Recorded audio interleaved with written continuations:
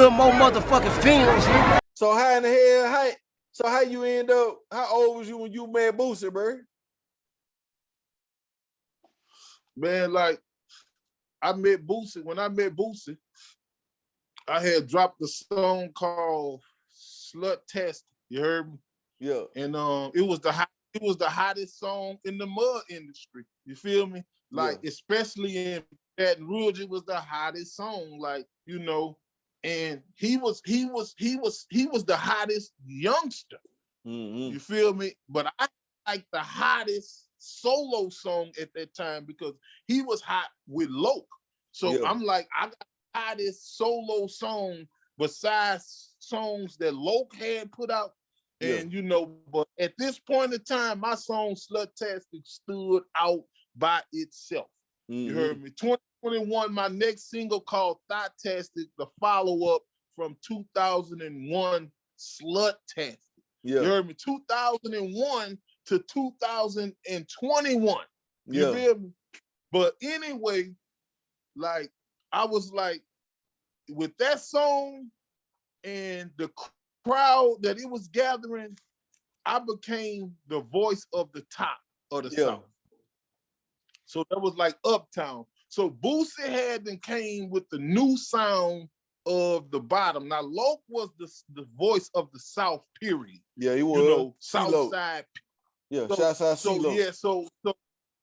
what me and Boosie done was broke it down to, we got the Uptown hero and we got the bottom boy hero. So it was two things. So I'm doing my thing and he doing his thing, but keep in mind he had Loke already to give him some boost, and I just had jail. I just had props from niggas in jail, and you know, on the corner and just ripping shit, game room, and you know, shit like that. Like I did concerts with E40 and damn near everybody from New Orleans, people from California, people from, you know, like I had big opportunities when I was little, bro. Like people, when I tell motherfuckers I met Biggie, they'll think I'm lying, but I met Biggie because of like how talented I was as a youngster, because they came to Baton Rouge to perform, which they even, I don't know if the bread wasn't, I was too young to know the business the logistics side, but I knew that they came to the Centralplex and they was waiting to get the green light, which they never got the green light. So they never came, you know, out the van and shit. But me, I'm going from van to van, tour bus to tour bus, you know, because it was more artists and all that. It was Biggie and the whole fucking crew. It was all of them. I met all of them, and they was like, man, you know where that good smoke at, and this and that, like back then, way back then, my nigga. You know, like, and I was like, you know, just a little bitty, you know, a little bitty nigga from the streets, but I was so, you know, in tune with music and hip hop. I knew that's where I wanted, how I wanted to come, but all I had was myself. I was a loner, you know, like people didn't want me to hang with them. I was the ugly little black ugly nigga with the dirty clothes on. So it was hard to even get that. But you know, through school and you know, stuff like that, I got what I needed to get a little crowd, and you know, I was a class clown, whatever it took to get the attention. That's what I'm saying. Y'all went to the same school though. Like y'all went to the same school. No, I was older than them. Like I was past them. Like when Boo, I was out of school when I met them. Okay. Like when I was in the streets. Like I said, I was in and out of jail. Boo was still in school. You remember that day though? I'm talking about like that day. I'm talking about that day when you went to the studio. Did y'all run into each other at the studio, or you know what I'm saying? Like, whoa, you know what I'm saying? No. Like I know y'all met one day. Y'all had to see each other for the first time. You feel me? Donkey pulled up on me with him in the car. Oh, okay. Oh, okay. Yeah. See, Donkey and Bronson was more my caliber. Yeah, because you know, they was in the streets, they was making moves, and you know, Donk had them. Me and Donk was on Juvenile Wayne together. So, but Donk went from Juvenile Wayne to Angola though. It was different. Yeah. Then he came back, you know, he really did all that and gold and shit and came back and gave his time back and all that. Like he did that. I salute him for that. And he changed his life. You feel what I'm saying? Yeah. But it was Donkey, the one that pulled up with Boosie in the car playing my shit. Damn. He was playing when he pulled up.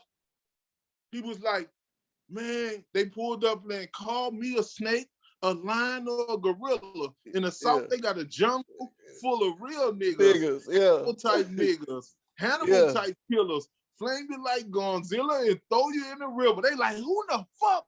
You know, but don't own that type of shit because he zooted it out. He the green-eyed devil then. So, you know, Boosie just, so then he was like, check this bitch out. So he turned it on Sluttastic, and we just like listened to that bitch, and like we like but I was really grinding, you know, with the CDs then.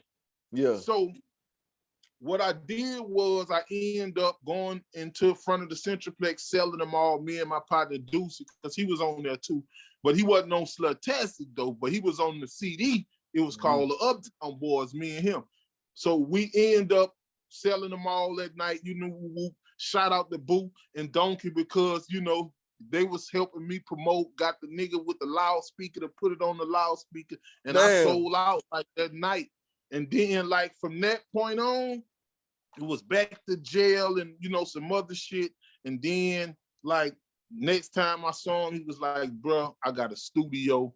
You know, like he was saying he was finna, you know, like Loke was in jail. So he was like, I gotta keep pushing. So I'm gonna do my own thing. I got a studio. I want you to be in with me. You know, so I'm like, shit, man, let's do it. Let's run this shit. So we get in the studio and we drop Superheroes and Say Bighead is going down in the SSB, Say Buddha UPT. Then what we drop. Not say, but Superheroes was so raw. But see, Boo was on another level.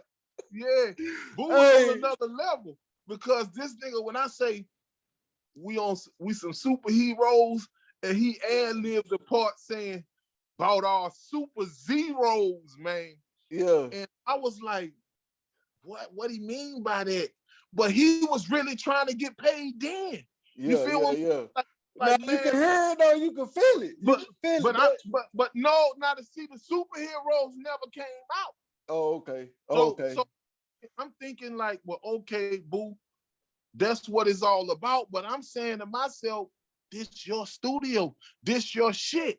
So if you on this song, lacing this song, then you gonna get me paid because you saying we some superhero. I'm saying we some superhero, and you just ad-lib about our super zero. So I say, well, we finna get paid, whatever finna happen. So I'm like, I'm all the way with it. So then about time we finished the song, because I'm thinking everybody else just engineers or whatever. So about time we finished the song, they like, yeah, bro, I'm Turk, I'm male. What up? So I'm like, oh, what up? You know, like I already knew of these dudes, but from the streets, you know, and they ain't had no bad jackets or nothing in the streets. So I'm like, what up? Yeah, let's get it. So, you know, I'm thinking like, well, okay, cool. Like these can be some dudes, you know, trying to help. So we chop it up a little bit. They like, yeah, we really fucking with them songs. We might do something with them. So then I go to think like, hold on, what y'all mean y'all might do something with them? You know, like, so now Boo really done did his shit and left on the cool. So now I'm talking to them. And we talk for so long. When I pull off, I run into a pole and fuck the back of my car because the pole was hiding. It was a short pole hiding behind the car. I didn't even know was right there because this was my first time pulling right there.